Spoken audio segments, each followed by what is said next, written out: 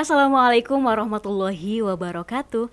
Halo Sobat Waalaikumsalam. Muda Mendunia, selamat datang di podcast UMI Talks bersama saya, Mutia Parawangsa. Sebelumnya saya ingin mengucapkan marhaban ya Ramadan, selamat datang bulan Ramadan 1444 Hijriah. Nah, Sobat Muda Mendunia, sebagaimana kita tahu, bulan suci Ramadan adalah bulan yang sangat istimewa bagi semua umat muslim di seluruh dunia.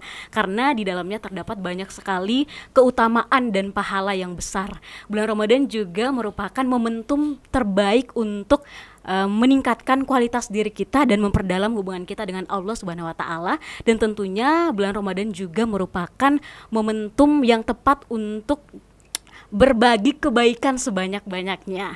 Nah, Sobat Muda Dunia, kali ini episodenya akan berbeda dengan episode-episode sebelumnya. Karena kalau sebelumnya kita membahas isu-isu terkini mengenai Universitas Muhammadiyah Yogyakarta, kali ini kita akan mengulik sisi humanis dari Bapak Rektor kita tercinta, Rektor Universitas Muhammadiyah Yogyakarta. Gimana sih kalau Pak Rektor menjalankan ibadah di bulan suci Ramadan, atau gimana sih Ramadan ala Pak Rektor?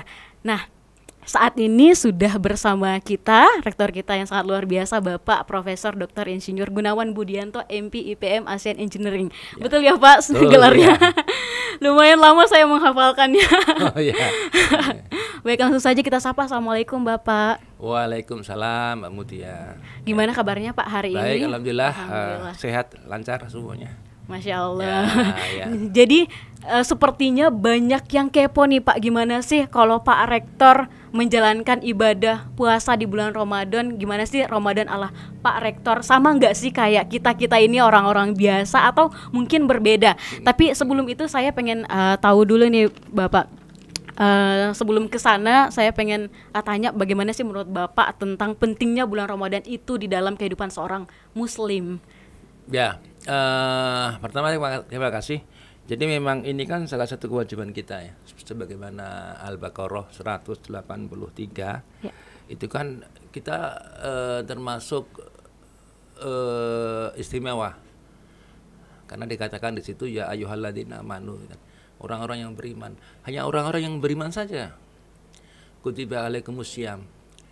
Sebaiknya kita siam, berpuasa.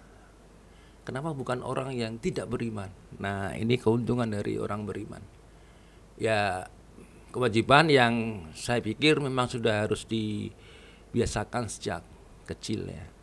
Bahkan waktu kecil itu kita ada puasa fajar. Jadi waktu masih TK, SD itu ya cukup sampai jam 8, nanti naik lagi sampai habis lohor, kemudian puasa asar, dan akhirnya puasa maghrib. Jadi saya mulai penuh puasa maghrib itu kelas 3 SD.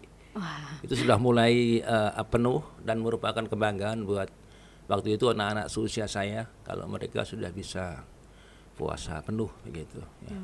Belum ada ya Pak saat itu yang puasa penuh di saat itu kelas 3 SD, teman-teman. Jadi seperti ada semacam kebanggaan gitu.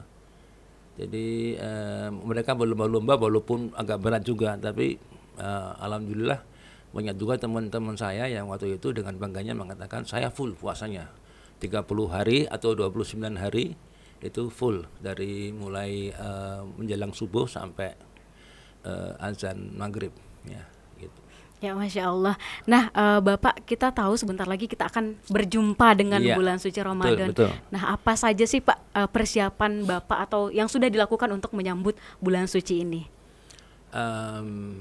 Yang pertama sih memang kita melihat bahwa puasa ini satu bulan yang istimewa ya, bulan Ramadan istimewa.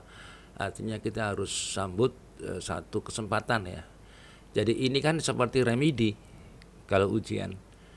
Jadi kita kalau mungkin bulan-bulan lalu kita gagal ujian, dalam arti ujian keimanan.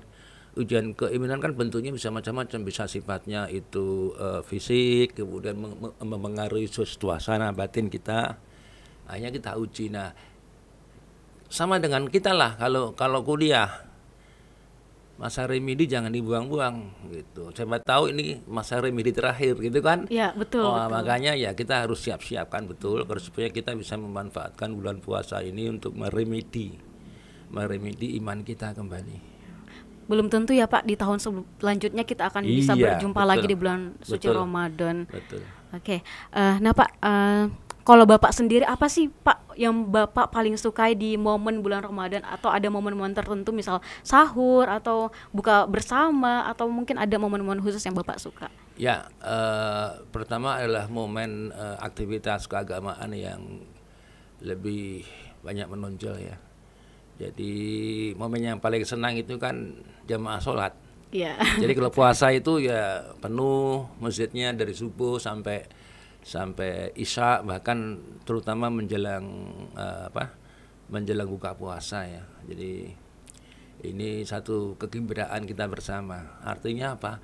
Kita merasakan, mungkin kalau selama ini kita tidak pernah merasakan kepuasan, merasakan kenikmatan yang telah diberikan oleh Allah untuk kita.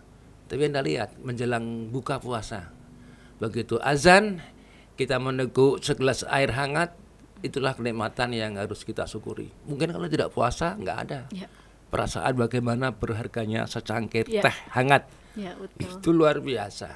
Kalau di hari biasa itu sih biasa.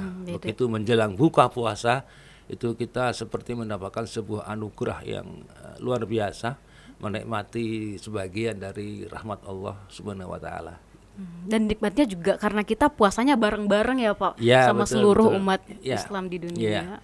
Jadi ada kegembiraan sendiri karena kita hanya di bulan puasa lah kita bisa makan bareng, kita bisa bersilaturahim ya.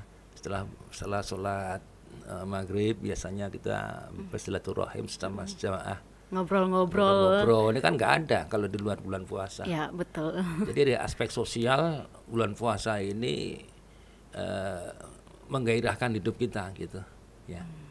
Nah, Bapak biasanya kan kalau bulan Ramadan itu ada tantangannya tersendiri. Kalau Bapak, apa sih Pak yang menjadi tantangan terbesar selama menjalankan ibadah puasa, apalagi dengan kesibukan Bapak yang banyak banget sebagai seorang rektor, apa sih Pak yang menjadi tantangan, dan bagaimana Bapak menyeimbangkan waktu antara tugas akademik dengan ibadah Bapak di bulan Ramadan? Ya, saya kan bukan orang yang sempurna ya.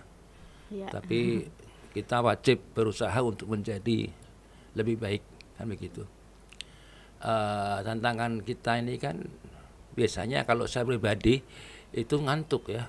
Jadi biasanya menjelang jam 10 itu ngantuk ya. Kemudian kita tunggu waktu lohor, kita jamaah di maskam di masjid kita, itu serasa ada kebahagiaan kita bertemu dengan teman-teman dosen, karyawan dan juga mahasiswa. Nah, biasanya sih kalau bulan puasa kan setelah ibadah sholat lohor kan kita ngobrol dulu. Dan itu nggak ada kalau di luar bulan puasa. Nah, ini seperti ada rasa kangen ya untuk bagaimana kita sebagai makhluk sosial ya, itu kita bisa menjalankan sisi-sisi humanitas justru di bulan puasa. Iya. Ya. Betul. Jadi ini yang luar biasa. Berarti yang biasa Bapak lakukan ketika bulan Ramadan itu ngobrol ya Pak? Atau ada hal-hal tertentu yang biasanya Bapak lakukan, kegiatan-kegiatan, atau mungkin Bapak juga melakukan aktivitas ngabuburit kayak kita anak muda nih kalau bulan puasa? Saya jarang ngabuburit ya, karena saya lebih suka ketemu dengan teman-teman di masjid ya. Kemudian juga kalau ya kadang-kadang kali pulang gitu ya, pulang ke rumah itu dengan keluarga ya. Ada kesempatan kumpul bersama karena kami satu keluarga sudah memiliki kesibukan yang bermacam-macam, sehingga kami ini makan malam itu harus kencan dulu antara saya dengan istri, dengan anak-anak dan cucu, dan itu saya usahakan seminggu sekali lah kita jajan agar supaya bersama-sama. Nah, di bulan puasa nih biasanya pada kumpul di rumah ya, dan itu sesi yang bagi saya juga istimewa gitu ya untuk kita lakukan. Oke, Bapak biasanya kalau sahur menunya apa sih Pak? Ada nggak sih menu-menu tertentu yang harus Bapak makan kalau bulan puasa? Saya itu tidak terlalu pilih-pilih ya. Jadi yang jelas kalau pasti ya harus ada sayur, ada kuahnya gitu ya. Tapi kadang-kadang juga cuman Indomie goreng juga. Oh, Bapak juga Iya. rektor.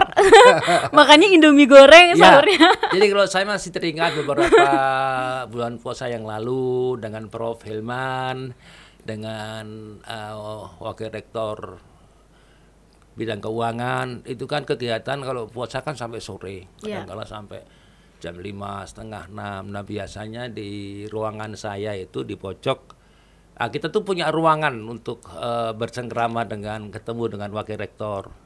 Dulu paling sering menemani saya buka puasa di kampus itu dengan mie gelas itu Prof. Hilman yang sekarang menjadi Dirjen Haji. Kemudian ada Pak Suryo, ya, Wakil Rektor bidang keuangan dan aset. Dan itu momen yang saya pikir luar biasa ya, luar biasa. Mungkin kalau tidak puasa nggak pernah kayak Iya, gitu. nggak akan ada di momen-momen lain ya, Iya, Pak. dan semuanya kita bikin sendiri. Ya, tehnya teh celup ya itu biasa. Nanti setelah salat maghrib baru pulang, kemudian kita tarawih di rumah masing-masing.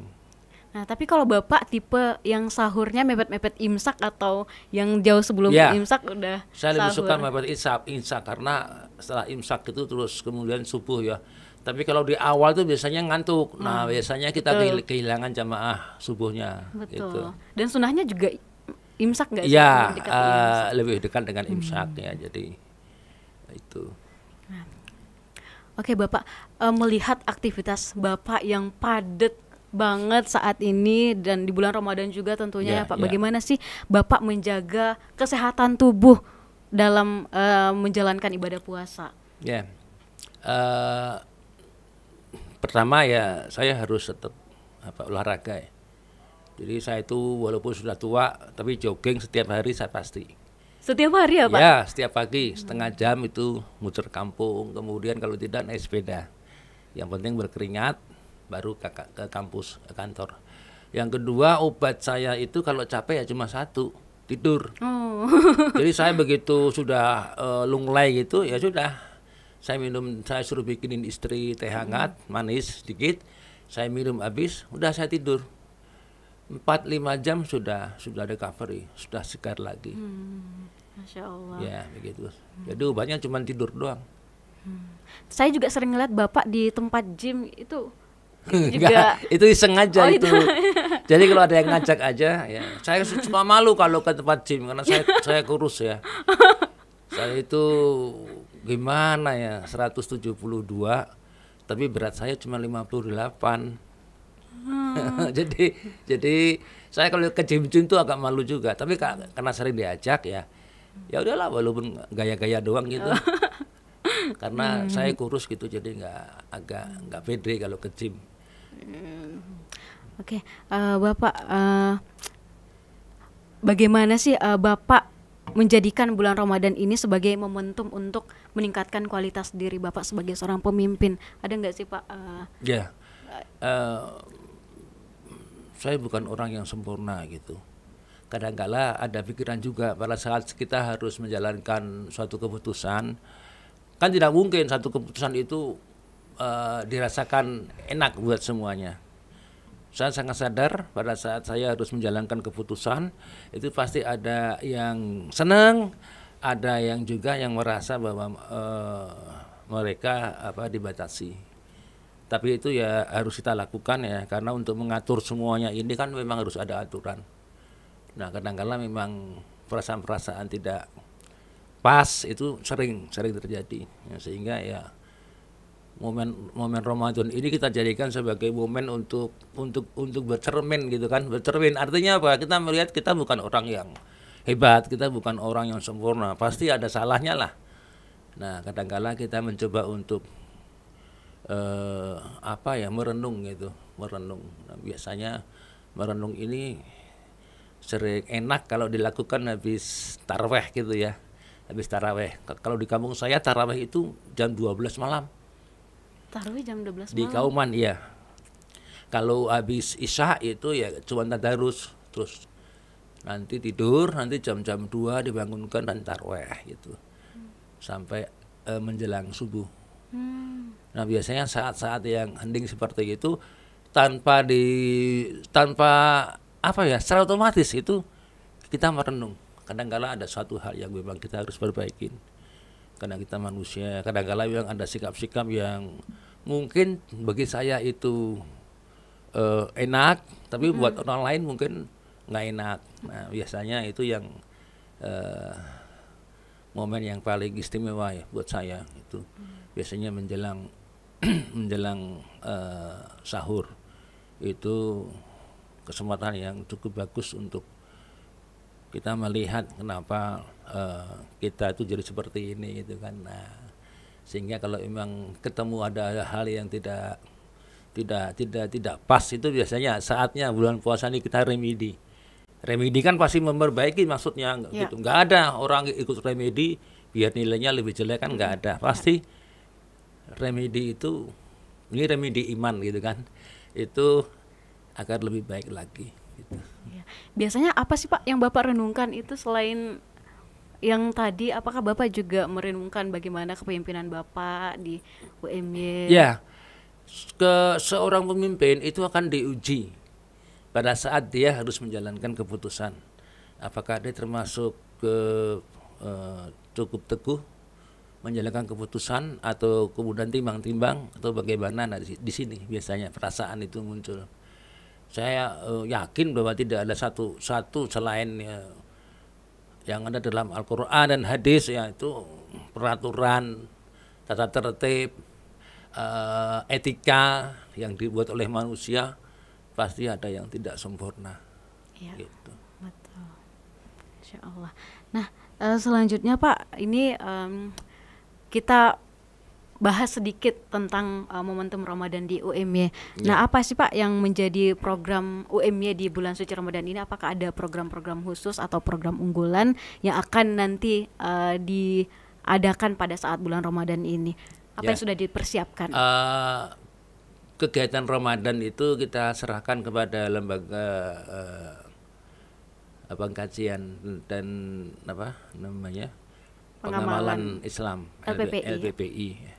Mereka sudah mengadakan banyak paket, termasuk paket santri Ramadan, ya. Kemudian kita mengkaji kandungan-kandungan Al-Quran selama bulan Ramadan, walaupun tidak harus penuh, ya. Kemudian 10 bulan terakhir itu mengadakan itikaf. Nah, ternyata itikaf baru kita coba tahun kemarin. 10 bulan terakhir kita berdiam diri di situ, kita sholat lail tarawih itu jam 2 sampai menjelang subuh, dan kita sediakan sahur. Paketnya untuk 150 orang. Nah, biasanya ternyata banyak mahasiswa ikut, dosen juga ikut. Tentunya di samping yang udah rutin ya, kita ada kajian tarawih menjelang Ramadan, kemudian subuhan, dan juga menu buka puasa. Jadi kita walaupun sudah sudah nggak COVID lagi, kita tetap menyediakan paket takjil buat mahasiswa. Kita sediakan setiap sore itu 4.000. Wah, Masya Allah. 4.000 nasi kotak. Masih sama nggak Pak, drive-thru juga atau? Drive-thru, ya. Karena ternyata drive-thru itu buat mahasiswa satu kenangan yang manis ya. Kenapa? Karena saya tahun kemarin saja itu saya menemukan lebih dari 200 TikTok yang dibuat oleh mahasiswa UMY tentang drive-thru takjil. Artinya apa? Ini kan kenangan manis. Mumpung mereka masih bisa ketemu dengan teman-temannya, ya nanti kalau sudah tua kan ini jadi wah, luar biasa sekali. Betul. Kalau saya masih kecil dulu, takjil tuh ngantri di masjid. Tapi bukan berarti mestinya itu ya karena dudukan keterbatasan ya. Ngantri hanya kan mau makan telur tuh kan waktu zaman saya kecil luar biasa. Kapan bisa makan telur? Ya saat bulan Ramadan. Masya Allah. Ya, walaupun cuma separuh telurnya, tapi walaupun itu sampai sekarang saya tua, itu kenangan itu nggak hilang, dan itu luar biasa. Nah, saya ingin membuat juga kenangan manis di tengah mahasiswa, yaitu saat dia antre menunjukkan kartu mahasiswa. Itu kan nanti kalau anak mahasiswa ini tua, pasti kenangan ini yang luar biasa. Iya, betul. Dan itu TikTok yang berapa ya, 190 berapa, saya pernah ngitung waktu itu iseng juga. nggak ada kerjaan, TikTok itu banyak sekali mahasiswa yang mengekspos rasa bahagia. Ya. Ya saat dia terima itu, Ya, saat dia menerima kotak itu, kemudian dia bikin TikTok. Ini kan ekspresi kesyukuran, ekspresi persahabatan, ekspresi kegembiraan masa muda. Ingat loh ya, nggak Ya. akan terulang, Ya. tidak akan terulang. Makanya walaupun tidak COVID, pimpinan memutuskan tetap menyediakan takjil drive-thru. Ya. Selain takjil berarti akan ada menu sahur juga tidak, Pak? Kalau sahur tuh khusus bagi yang ikut itikaf. Jadi 10 hari terakhir. Tahun 2021 kita coba, waktu itu ada paket sahur 2000, tapi kan kita hentikan karena ada eksiden. Artinya teman-teman terus bawa nasi kotak, kemudian dia mengadakan acara sahur on the road. Nah, ternyata masyarakat mengeluh. Nah, ya, tapi saya bisa memahami lah, karena ini masa muda mereka senang-senang begitu ya. Ya. Tapi waktu itu sempat seminggu ya sahur on the road. Pertama memang dari relawan itu kan berat ya, dia harus menyiapkan. Kalau dia harus bagi takjil jam bagi paket sahur jam 2:30, teman-teman kita relawan tuh nggak tidur. Iya. Karena mulai dari jam 12 dia sudah paket. Iya. Memaket itu, memasukkan nasi kotak. Wah, ini luar biasa. Makanya waktu diprotes masyarakat karena teman-teman kita tuh mengadakan sahur on the road di perapatan Madukismo waktu itu, akhirnya kita hentikanlah sudah, dan lebih baik sahur tetap di tempat kos masing-masing, tapi nanti menu takjil bisa diambil di kampus. Gitu. Masya Allah. Terakhir mungkin Pak, ada nggak sih Pak pesan Bapak untuk mahasiswa, dosen, pegawai, seluruh sivitas akademika UMY dalam menjalankan ibadah bulan suci Ramadan ini selama 1 bulan penuh? Ya, pesan saya sih, Islam kan tidak memandang siapa dia, apakah dia rektor, apakah dia dosen, apakah dia karyawan, apakah dia mahasiswa, itu nggak memandang.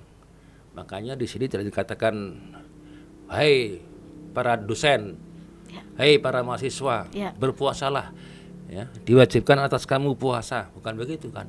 Ya. Jadi dalam pandangan Islam dan juga di hadapan Allah itu ya hayu alladzina amanu.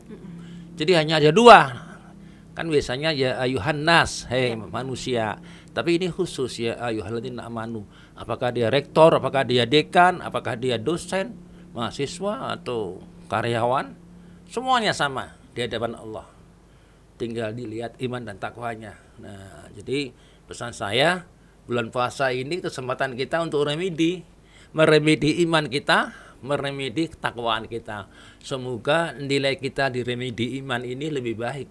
Ya, itu aja. Betul. Siapa tahu ini remedi terakhir. Ya, wah, gawat kalau remedi terakhir. Jadi kita usahakan remedi iman ini sebaik-baiknya, sesempurna mungkin. Gitu, Mbak. Masya Allah. Ya. Nah, itu tadi ya Sobat Muda Mendunia, jawaban dari Pak Rektor buat yang kepo banget. Gimana sih Ramadan ala Pak Rektor, tadi sudah dijawab. Dan itu tadi pesan dari Pak Rektor, kita harus menjadikan Ramadan ini sebagai momentum untuk remedi, betul ya Pak? Ya. Remedi dari Ramadan sebelumnya, karena belum tentu Ramadan tahun ini akan terulang lagi. Kita akan merasakan kembali Ramadan tahun ini seperti Ramadan tahun-tahun sebelumnya. Iya, betul. Baik, kalau begitu kami pamit undur diri. Sampai jumpa di episode UMY Talks berikutnya. Wassalamualaikum warahmatullahi wabarakatuh.